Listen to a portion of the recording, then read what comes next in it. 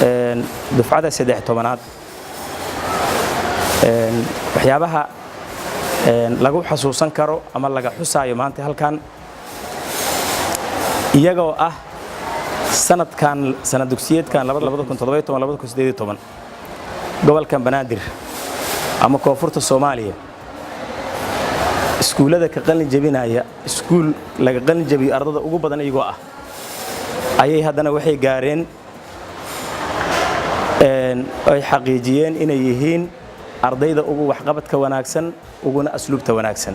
taasoo ay wada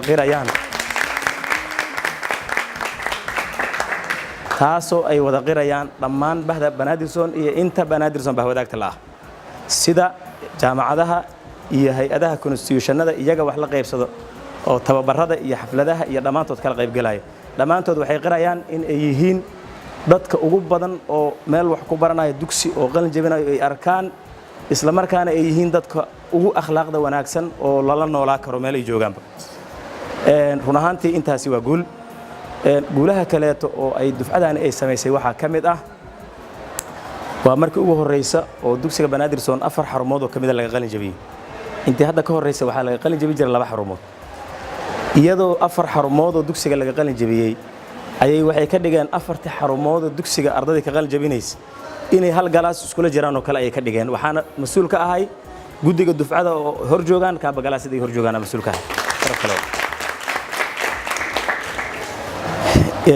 run ahaantii marka aan la ogaaday howlahaas iyaga dhaxdooda ay qabteen iyo sida ay isaga warqabaan iyo sida ay isugu xiran yihiin isla markaas dugsiga ugu xiran yihiin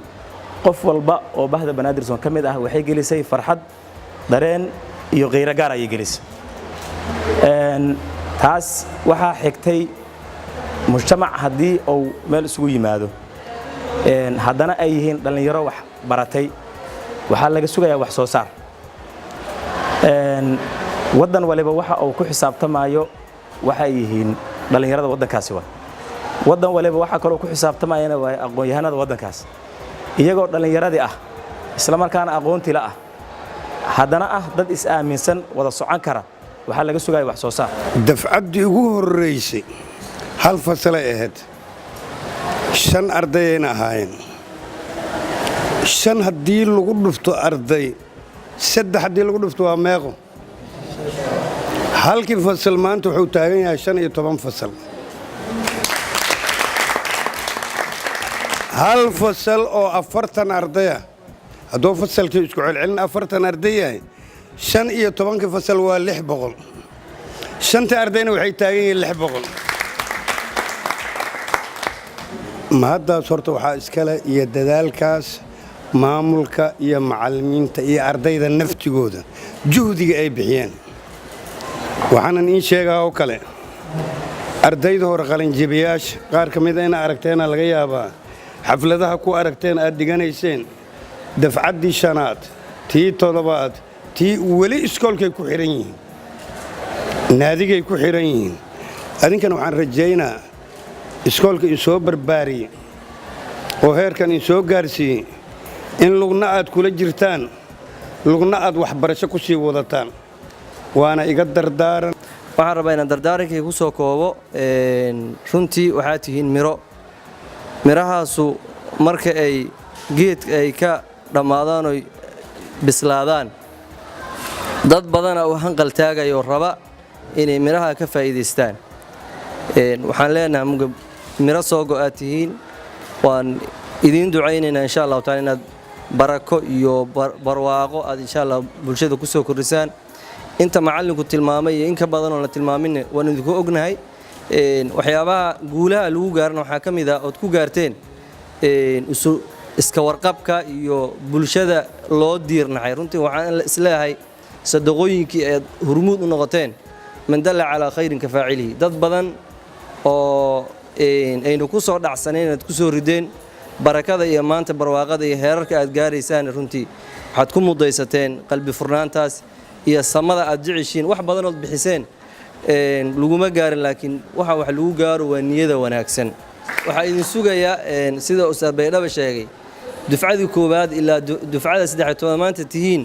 intaas la rabaa inaad gundhig u wada noqotaan oo maamuuska iyo sharafta aad hesheen aad wax badan oo idinka dambeeya aad ku kasbataan oo aad idinku soo biirisaan oo waxaa laga yaabaa inay ahaa jireen horjoogayaasha 2 iyo 3 maantana aad gaarteen 15 waxaa laga rabaa 15kaasu inay naadiga qalinjibiyaasha dugsiga ay u noqdaan gundhig ay u noqdaan hooygii ay ku hooyo lahaayeen waxaa laga yaabaa aabbaha iyo hooyadu inay ilmo badan dhalaan laakiin marka ugu dambeeya dufcooyinka iyo meel dhaxo hal qof oo ka mid ah inay u soo aayayeen isugu yimaadeen marka waxaan rajaynaynaa meeshii dugsiga Banaadir Zone qalinjibiyaashiisa iyo macallimiintiisa ay u soo aayi lahaayeen ku soo noqon lahaayeen noqotaan wada maasantiin assalaamu calaykum hadday noqdeen dadkii isboortiga kaalinta ka galay oo ay noqdeen dadkii markaa ugu weynaa ee sameeyay wixii aan aragnay ha noqdaano usluub wanaagsan oo ardayda dhexdeeda laga sameeyo ha noqdaano xafladihii quruxda badnaayo la sameeyay wax la xisaabin kara ma aha waxaan isleeyahay dufcooyinku way qalin jabi jireen oo adinku waxaad tihiin 13aad maadaama 13aad aad tihiin qaar waxaa jira xataa in xaflad la dhigo oo la is arko mahadsanidin la is yiraahdo aan jaanis loo hayno ku jiray qax ayadoo qax lagu jiro oo la kala cararayo oo mar ardaygu hadduu qalin jabiyo imtixaankii galo isla markaana shahaadada uu qaato fillaahi alxamdu ay ahayd adinka waxyaabaha la idinka sugaayo waxa maadaama aad jaanis wanaagsan aad ku qalin jabideen oo ku qalin jabideen ayadoo si fiican la idin sagootiyo adina aad wax u sagootideen meerqab ayaad wax ku barateen waxa la idinka rabaa adina meerqab inaad ku maamuli doontaan dadka idinka dambeeya ugana sheekayni doontaan taariikhda adinku aad leedihiin aad ayaad u mahadsantihiin run ahaantii maanta waxaan halkan u istaagay ana aad u faraxsanahay xafladani oo ah xaflad lagu sharfayo dibcada 13aad aadaan u mahadcelinayaa maasada Banaadir Zone waxaan maanta aan iskuulkan ku iloobi karo waxa kamid ah macallimiintu waxay dhigay iska day macallimiin kale waxba dhigin hadda aqana wax intaas keenayso waxa waaye macallimiinta wax dhaxgan ardada macallimiinta ardada ku dhaxmilmay ma ahan macallimiinta kuwa ardada iska weyn يعني waxay muujinayaan in arday yani in la siiyo priority ama hami in arday la soo dhaweeyo la sharfo taasina waa maanta in ardada ay noqoto qalinjibiyaasha 500 wax kor isu dhaafay horumar kamid horumarka Banaadir maanta waa maalin taariikh ah arday walba oo ka tirsan iskuulka Banaadir Zone taariikh ku leh sababtoo ah waxay tusaysaa xasuus gaar ah sababtoo ah haddii aad aragto maamulkii macallimiintii oo wada jira kuwa oo ku midoobay inay la wadaagaan ama hambalyeyn ay siiyaan ardaydoodii qalintoosinaysa waa wax lagu farxo haddii aan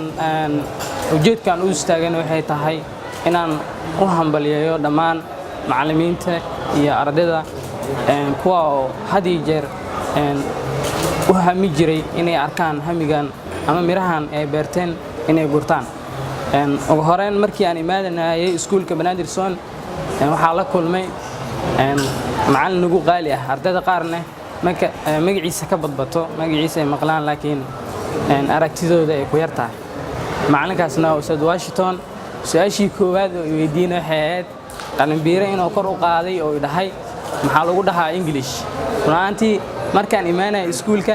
qalinbiirahaas lee taagay maxaa lagu dhahaa English marka la dhahay waan sheegi waayay maanta laakiin waxaan ahay qof la shiday maskaxdiisa bulshadana wax u qaban kara taasna waxay tahay wax lagu dhiiran karo oo la taaban karo laguna farxi karo aad iyo aad ayaan ugu mahadcelinayaa macallimiinta heerkaasna gaarsiiyay iyo waalidiinta ka shaqeeyay qalinka barayalku barayo ku barbaarinaya Banaadir Zone gaari